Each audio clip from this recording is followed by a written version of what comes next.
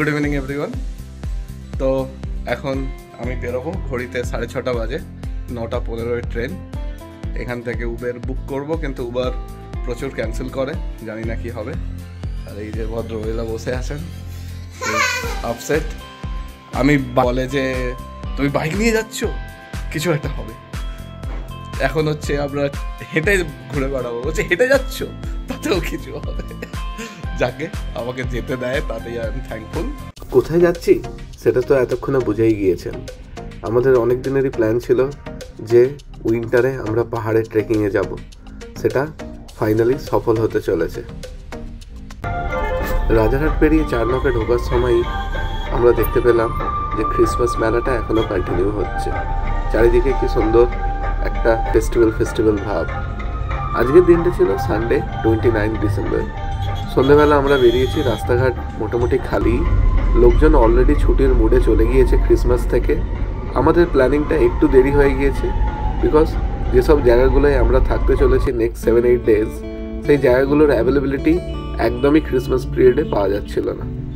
এই যে গাড়িতে উঠে আমরা পৌঁছে গেলাম অলরেডি লেক টাউনে।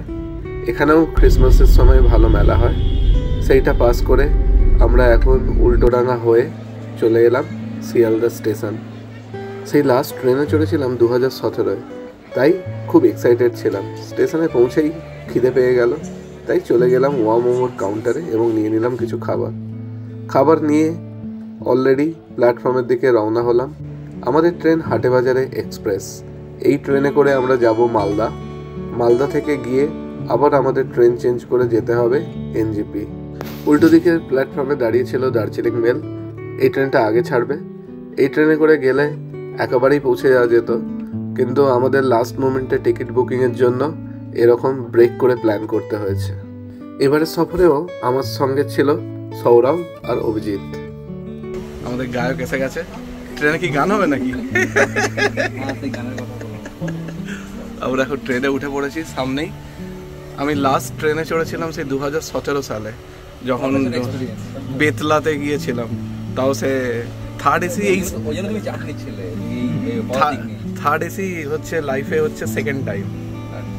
ফার্স্ট টাইম হচ্ছে ইনফি থেকে যখন কলকাতা ফিরেছিলাম, তখন হচ্ছে কোম্পানি দিয়েছিল। অভিজিৎ, এটাই প্রবাবলি ওর লাস্ট ব্যাচেলার ট্রিপ। তারপর কি হবে ভগবান জানে। আমার বউ বলছে যে কবে তাড়াতাড়ি ওর বিয়েটা হবে, তাহলে আর মানে আমি যেতে পারবো না। তারপরে আমার শাশুড়ি বলছে না, ওকে নিয়ে যায় না, কৃষ্ণেন্দুই ওকে যেতে প্রভোগ করে।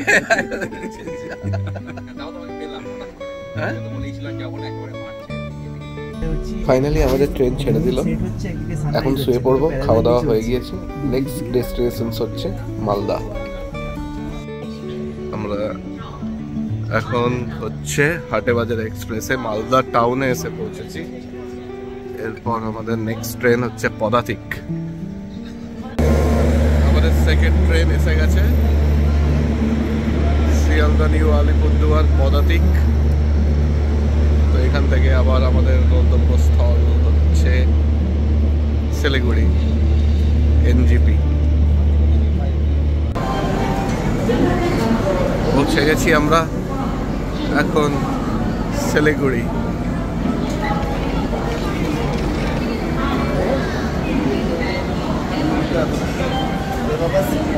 দারুণ ওয়েদার, বলছে বরফ পড়ছে নাকি দার্জিলিংয়ে।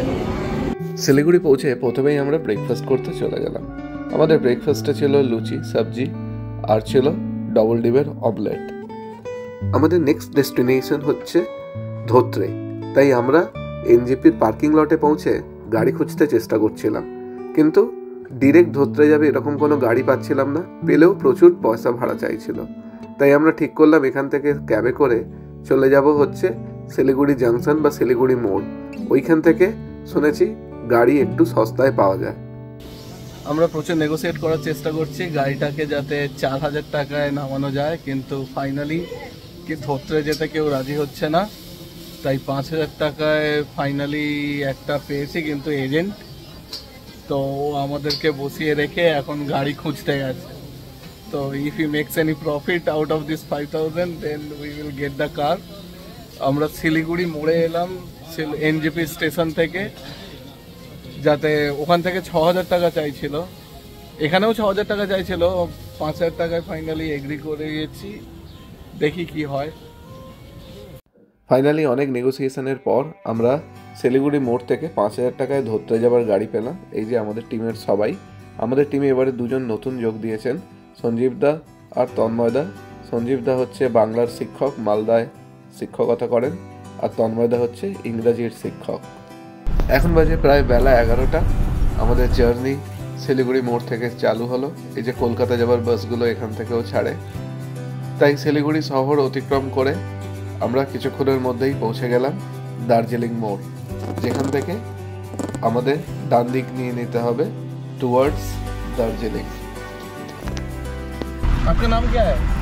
विश्वास। विश्वास। आप डायरेक्ट जाते हो या सिर्फ तो कोई आएगा तो आपको फोन कर सकता है ये नंबर पे? कर सकते हैं इसी नंबर पे। 5,000 रुपये में लेके चले जाओगे ना डायरेक्ट? होते এই তো এই প্রপার্টি কিনবি এখানে একটা পাপাই। হ্যাঁ হ্যাঁ, কিছু দূর এগিয়ে যেতেই দেখা পেয়ে গেলাম সেই সুন্দর চা বাগানে। আমাদের ড্রাইভার সেবক রোড দিয়ে না গিয়ে তার কিছুটা আগে থেকেই বাঁদিকে বেঁকে গেল। এই রাস্তাটা জঙ্গলের ভেতর দিয়ে গিয়েছে এবং এখানে হচ্ছে আর্মি ক্যাম্পের পাশ দিয়ে রাস্তা। লাস্ট টাইম যখন দার্জিলিং গিয়েছিলাম তখন এই রাস্তা দিয়েই ফিরেছিলাম।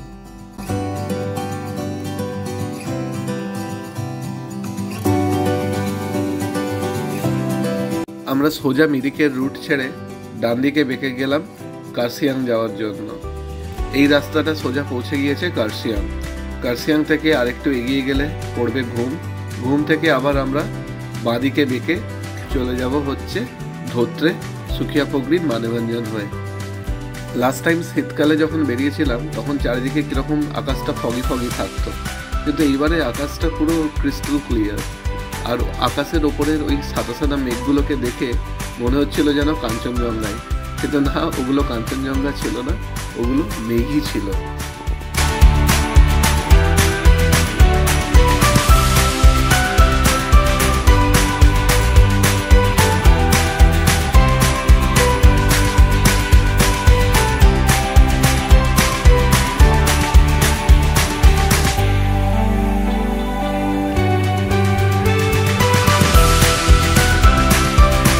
রোহিণী টোল প্লাজা ক্রস করে আমরা ধীরে ধীরে আরও পাহাড়ের ওপরের দিকে উঠতে লাগলাম, এবং যত উপরে উঠতে লাগলাম তত রাস্তার টার্নগুলো যেন আরও শার্প হতে থাকলো। তো কিছু দূর গিয়ে আমাদের আবার পাহাড়ে উঠেই খিদে পেতে শুরু করলো, তাই আমরা আবার একটা স্টপেজ নিলাম। এই যে এখানে পৌঁছে আমরা অর্ডার করলাম চা আর চিকেন ললিপপ। এটা চা, কফি না দুধ আপনারাই ডিসাইড করে বলুন। চলুন যেতে যেতে আপনাদের কুইকলি আমরা আমাদের ট্রিপ আইটিনারিটা বলে দিই। আমাদের ট্রেকিং চালু হবে ধোত্রে থেকে। ধোত্রে থেকে আমরা গৈরিবাস, কালীপোখরি, সান্দাকফু, ফালুট, গোর্খে হয়ে নামবো শ্রীখোলায়। শ্রীখোলা থেকে আমরা পরের দিন চলে আসব হচ্ছে এনজি। সো বুঝতেই পারছেন এটা একটা লম্বা ট্রিপ হতে চলেছে এবং আমরা পায়ে হেঁটে ট্রেক করব এবং আমাদের ট্রিপের সমস্ত খুঁটিনাটি আপনাদের সামনে তুলে ধরবো। তো ব্লগগুলো প্লিজ দেখবেন।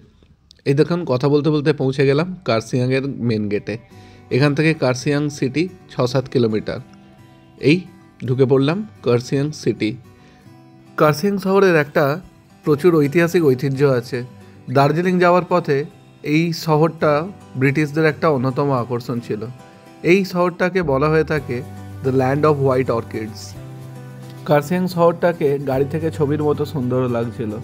যাওয়ার সময় ডান দিকে পড়বে কার্সিয়াং মনেস্ট্রি।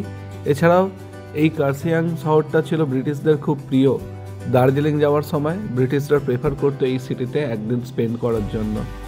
পৌঁছে গেলাম ঘুম। কার্সিয়াং থেকে ঘুম 27 কিলোমিটার ডিস্টেন্স। ডান দিক দিয়ে চলে গেছে দার্জিলিং, এখান থেকে 7-8 কিলোমিটার্স। আর বাঁদিকে আমাদের এখনও প্রায় 21 কিলোমিটার্স, 27 to 30 কিলোমিটার্স যেতে হবে টিল ধোত্রে। তো এখান থেকে আমরা এখন যাব সুখিয়া পকরি হয়ে মানেভঞ্জন। মানেভঞ্জন থেকে আমাদেরকে আরও 12-13 কিলোমিটার যেতে হবে টিল ধোত্রে। তো চলুন যাওয়া যাক ধোত্রে। এই রাস্তাতেই যাওয়ার সময় আমাদের পড়বে লেপচা জগৎ। আজকালকার দিনে লেপচা জগৎটা খুবই ট্যুরিস্টদের কাছে একটা ফেভারিট স্পট হয়ে উঠেছে। লেপচা জগৎ থেকে কাঞ্চনজঙ্ঘার ভিউ পয়েন্ট আছে এবং এখানে বেশ কিছু হোমস্টে আছে। চাইলে আপনারা একদিন লেপচা জগতে স্টে করতেই পারেন। প্রায় বিকাল 3টে বেজে গিয়েছে। আমরা আজকে আর কিছু লাঞ্চ করিনি। সকালের ব্রেকফাস্টটা খুব হেভিই ছিল, তাই আমরা ভাবলাম একেবারে ধোত্রে পৌঁছেই কিছু খাওয়া যাবে, কারণ এই গাড়িটাকে আবার ফিরতে হবে। তো ধোত্রে হচ্ছে ঘুম থেকে অনেকটাই, যেটা বললাম প্রায় 20-25 কিলোমিটার্সের মতো হবে। তা আমরা ডিসাইড করেছিলাম হোটেলে গিয়েই একেবারে সন্ধ্যাবেলা খাবো। ফাইনালি আমরা পৌঁছে গেলাম মানেভাঞ্জন। মানেভাঞ্জন হচ্ছে এখানের একটা জাংশন পয়েন্ট। যারা ট্রেক শুরু করতে চান তাদের বেশিরভাগ লোকই মানেভাঞ্জন থেকেও ট্রেক শুরু করে, বা এখান থেকে যদি আমরা সান্দাকফু গাড়ি নিয়ে যেতে চান তাহলেও এই মানেভাঞ্জন থেকেই হচ্ছে গাড়ি বুক করতে হয়। এখানে এদের একটা ফিক্সড প্রাইস লিস্ট আছে। মোস্ট প্রবাবলি 5 থেকে 6 হাজার টাকা নেয় সান্দাকফু যাওয়ার জন্য। এখান থেকে ল্যান্ড রোভারও পাওয়া যায় এবং বাকি আরও অনেক গাড়ি যেরকম মার্শাল, বোলেরো এইসবও পাওয়া যায়।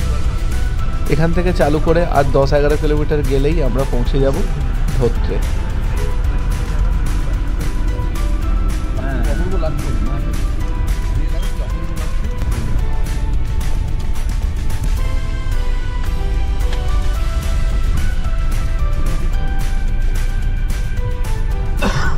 Finally, we have reached our final destination today, which is Dhotrey. ধোত্রেতে আমরা আজকে থাকবো শেরপা লজে। শেরপা লজটা এই জাস্ট ওপরেই দেখা যাচ্ছে। তো এখানে আমরা আজকে থাকবো এবং কালকে সকাল থেকে আমাদের ট্রেক শুরু হবে। খাওয়া দাওয়া হচ্ছে রাত্রের ডিনার, ইভিনিং স্ন্যাক্স এবং টুমরো মর্নিং ব্রেকফাস্ট ইনক্লুডেড। তো চলুন যাওয়া যাক আজকে আমাদের ফার্স্ট লজে। এই যে এসে পৌঁছেছি, এদের এইটা ডাইনিং, এখান থেকে কাঞ্চনজঙ্ঘার ভিউ দেখা যায়। বাট এখন মেঘ থাকার জন্য কিছুই দেখতে পাচ্ছি না। কালকে সকালবেলা হোপফুলি দেখতে পাওয়া যাবে।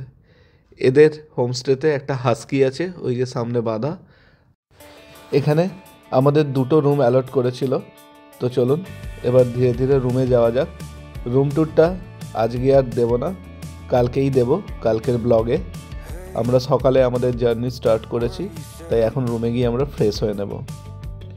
সন্ধেবেলা আমরা ডিনারের পর বেরোলাম একটু ধোত্রের সামনে মার্কেট প্লেসটা দেখতে যাওয়ার জন্য।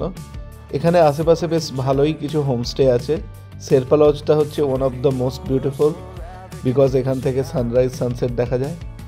তাছাড়াও এই শেরপা লজের আশেপাশে আরও ভালো কিছু সুন্দর হোমস্টে বা হোটেল আছে। এই হোটেল পদ্মা, এটাও ভালো। এখান থেকে আরেকটু এগিয়ে গেলে এখানকার মার্কেট প্লেস, যেখানে হচ্ছে আপনি মোমো বা আরও কিছু চাইলে পেয়ে যেতেই পারেন। তো আমরা একবার খাওয়া দাওয়ার পর ঘুরে এখানে দেখে নিলাম এখানকার এরিয়াটা। আজকের ব্লগটা অনেকটা লম্বা হয়ে গেল, এখানেই শেষ করছি। কাল থেকে আমাদের শুরু হবে ট্রেক। প্লিজ সঙ্গে থাকুন to get all the nitty-gritty about Sandakphu trekking. তো see you in the next blog. Till then, good by.